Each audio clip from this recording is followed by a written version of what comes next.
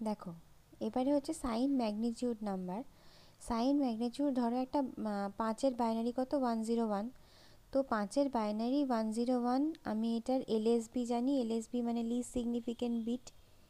এই যে এই একটা এককের ঘরেরটা, আর এইটা ছিল তখন মোস্ট সিগনিফিকেন্ট বিট। শতকের ঘরে যে একটা আছে সেটা হচ্ছিল মোস্ট সিগনিফিকেন্ট বিট, তাই তো?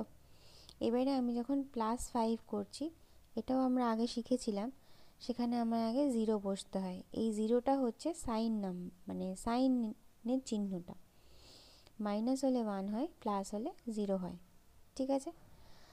তো এইটাকে হচ্ছে সাইন ম্যাগনিটিউড নাম্বার বলে। তখন এমএসবিটা কোথায় হয়ে যাবে? এই দিকে, একদম ডান দিকে যে 0টা আছে বা 1টা আছে সেটা হবে এমএসবি, ঠিক আছে?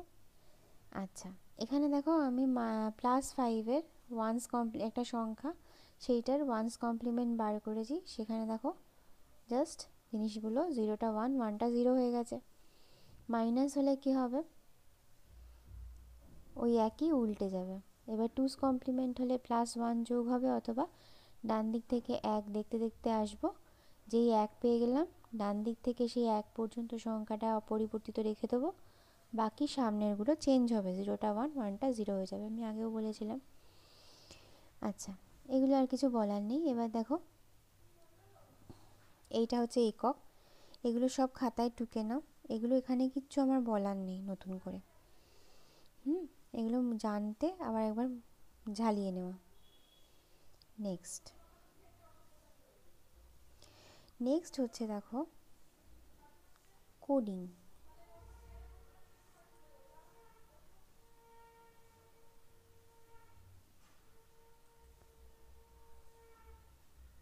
সরি, বাইনারি কোডিং একটা ছিল।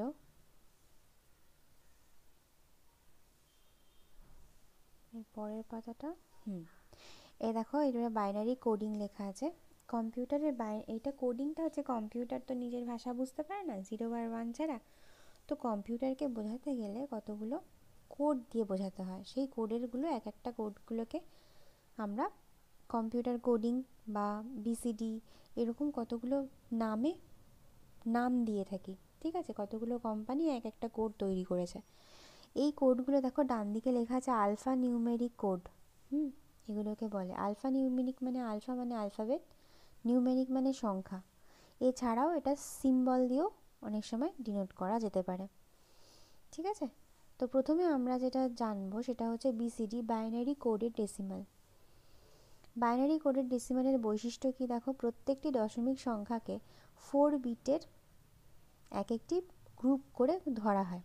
যেমন 2 যদি হয়, আমি 2 মানে কি জানি, বাইনারিতে 0 1 0, কিন্তু সেখানে আমি 0 0 1 0 চারটে করে ধরবো।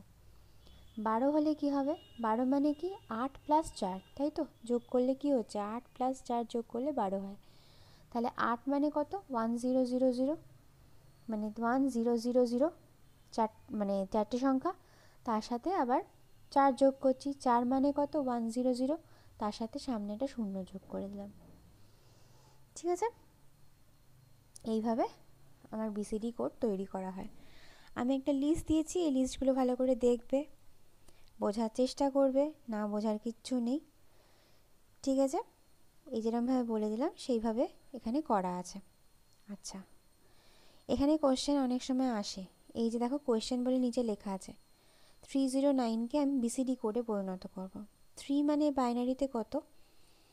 0 1 1, তার সাথে আমি যেহেতু বিসিডিতে যাব চারটে করে ধরবো, ওই জন্য 0 0 1 1। 0 মানে কি? 0 0 0, তার সাথে একটা 0 যোগ করলাম। 9 মানে কত ছিল? 1 0 0 1, তাই তো? তাহলে এই তিনটেকে একসাথে করে লিখে দিলেই আমার বিসিডিতে পরিণত হয়ে যাবে। আরেকটা করেছি দেখো, এই যে একদম ওপরে দেখো, এই কোয়েশ্চেনটা কি, 2564কে বিসিডিতে রূপান্তরিত করেছি। 2 মানে কত? 0 0 1 0, চারটে করে ধরবো। 5 হচ্ছে 1 0 1, তার সাথে 0 সামনে। 6 হচ্ছে 1 1 0, তার সাথে সামনে একটা 0। 4 হচ্ছে 1 0 0, তার সাথে সামনে একটা 0। এই সব কটাকে একসাথে লিখে দিলাম, যে নাম্বারটা পেলাম সেই নাম্বারটা হচ্ছে BCD number, binary coded decimal. Full ফর্মগুলো খুব ভালো করে মুখস্থ করবে, আসে। এখানে দেখো আর কিছু পড়ায়নি, দেখো এখানে আরও কতগুলো কোড আছে, ইবিসি, ডিআইসি, এক্সটেন্ডেড বাইনারি কোডে ডেসিমাল, ইন্টারচেঞ্জ কোড। এই ফুল ফর্মগুলো পরীক্ষার সময় আসবে। আর এটা কতগুলো সংখ্যাকে প্রকাশ করতে পারে সেইটা আসতে পারে। তো এইগুলো আমাদের পড়তে হবে। আর অ্যাস্কিতে একটুখানি পড়তে হবে কিছু জিনিস, তোমাদের এখানে আমার লেখা হয়নি, লিখিনি, এটা তোমরা আমি বলছি শোনো। এটা তোমাদের বইতে দেখবে অ্যাস্কি বলে লেখা আছে পুরোটা। ওইগুলো কিন্তু যে লিস্টটা দেওয়া আছে অ্যাস্কির লিস্টটা কিন্তু তোমাদের পড়তে হবে। মানে বড় হাতের এ মানে কত, ছোট হাতের এ মানে কত, ছোট হাতের জিরো মানে কত, ছোট হাত এই মানে নর্মালি জিরো মানে কত, ছোট হাতে জেড মানে কত, বড় হাতে জেড মানে কত, এই যে কতগুলো নাম্বার দেওয়া আছে দেখবে, ওইগুলো কিন্তু তোমাদের মুখস্থ করতে হবে অ্যাস্কির জন্য। ঠিক আছে, এটার ফুল ফর্ম পড়বে, কতগুলো সংখ্যা প্রকাশ করা যায় সেটা পড়বে, প্লাস ওইটা পড়বে, এ টু জেডটা পড়ে রাখবে। আর জিরো, জিরো মানে কত এটা পড়ে রাখবে, জিরো মানে লাগবে না, তাও এ টু জেড বড় হাতে ছোট হাতের এইটুকু পড়ে রাখবে, অ্যালফাবেটটা সব কটা পড়তে হবে না। কি বললাম, এটা কিন্তু পরীক্ষার সময় খুবই আসে। ঠিক আছে, আচ্ছা এরপর দেখো আর একটা কোড আছে, এই যে Indian standard code for information, এটা আগেরটা কি ছিল আমেরিকান, এটা হচ্ছে ইন্ডিয়ান।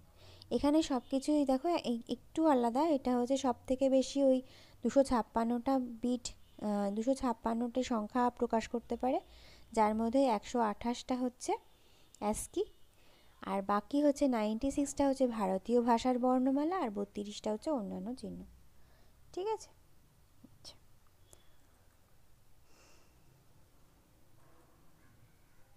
আচ্ছা এইটা যারা অ্যাপ্লিকেশান তারা এটাকে স্কিপ করবে, আমি একটাই ভিডিও বানাচ্ছি তো সেই জন্য আমি এখানে বলে দিচ্ছি। এটা সায়েন্সের জন্য, এটা কম্পিউটার সায়েন্সের জন্য, যাদের কম্পিউটার সায়েন্স আছে তারাই এইটুকু পার্ট দেখবে, আর যারা অ্যাপ্লিকেশান তারা এগিয়ে যাবে, এটা দেখার দরকার নেই, এটা তোমাদের সিলেবাসে নেই। এখানে আমরা আরও দুটো স্পেশাল কোড পড়বো, সেটা হচ্ছে XS3 কোড আর গ্রে কোড। ঠিক আছে, এটা 4 বিটের কোড, আর এইটাও 4 বিটেরই কোড। এটা দেখো 0 থেকে ডেসিমাল দেওয়া আছে 7 পর্যন্ত, বিসিডিতে জানো কি হয়। আর এক্সেস মানে এখানে কিছু নয়, এখানে আমরা যেটা 0 0 ধরছিলাম ওটা মানে 3 থেকে ধরবো, 3তে বাইনারিতে 3 মানে 0011, সেইটা এখানে 0 সংখ্যাটা হবে 0 1 2 3 এইভাবে ধরবো, বুঝতে পারলাম। আর কিচ্ছু না, এটা 3 থেকে ধরা হবে, XS3 মানে হচ্ছে 3 থেকে ধরা হয়। ঠিক আছে, আর গ্রে কোডটা কি, দেখো প্রথমে এইটা না হলে বুঝতে পারবে না, এটা একটা সংখ্যা আছে গ্রে, এর গ্রে কোড বানাতে হবে।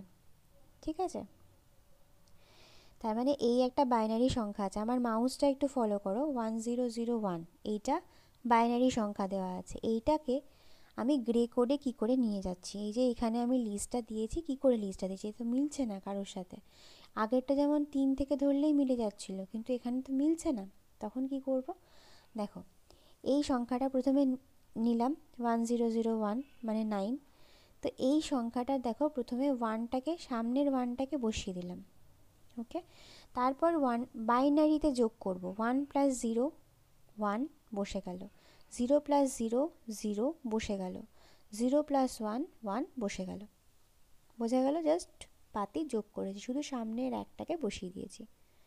ঠিক আছে, আবার একটা দেখো, এই একটা বাইনারি সংখ্যা আছে, এটাকে আমি গ্রে করে নিয়ে যাব, তাহলে ওয়ানটা নেমে গেল, তার সাথে 1 + 0 1, 0 + 1 1, 1 + 0 1, 0 + 1 1, এবার দুটো 1 যোগ করলে কি হবে, 0 আর ক্যারি হাতে থাকবে 1, ওই ক্যারিটা আমি বাদ দিয়ে দিচ্ছি।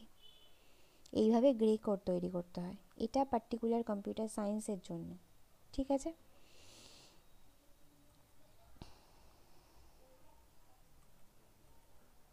দেখো এখানে আর একটা জিনিস দেওয়া আছে, এটা গ্রে কোড থেকে বাইনারিতে উল্টোটা, তখন কি হবে, ধরো এটা গ্রে কোডে দেওয়া আছে 1101, দেখতে পাচ্ছ, মাউস ফলো করো, 1101, এখানে সামনে ওয়ানটা বসে গেল নিচে। ঠিক আছে, এখান থেকে গ্রে কোড থেকে বাইনারি উল্টো করছি, মনে থাকে যেন, এবার দেখো এই যে নিচে ওয়ানটা বসলো তার সাথে আমি যোগ করব ওপরেরটা।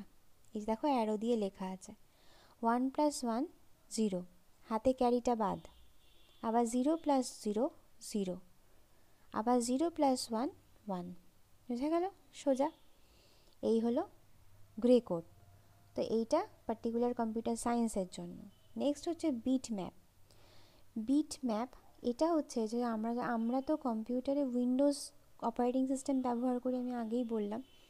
বিট ম্যাপ মানে কি, এটা তোমার অনেকগুলো পিক্সেল দিয়ে ছবি তৈরি হয়, এগুলো তোমরা জানো। পিক্সেল মানে সব থেকে ছোটো ছোটো ছোটো ছোটো বিন্দু দিয়ে আমরা যে ছবিটা দেখতে পাই, যে কোনো ছবি, এই যে আমি এই যে পুরো স্ক্রিনটা দেখতে পাচ্ছি, এই যে ছবিটা তুলেছি, এর মধ্যে অজস্র পিক্সেল আছে, ছোট ছোট বিন্দু।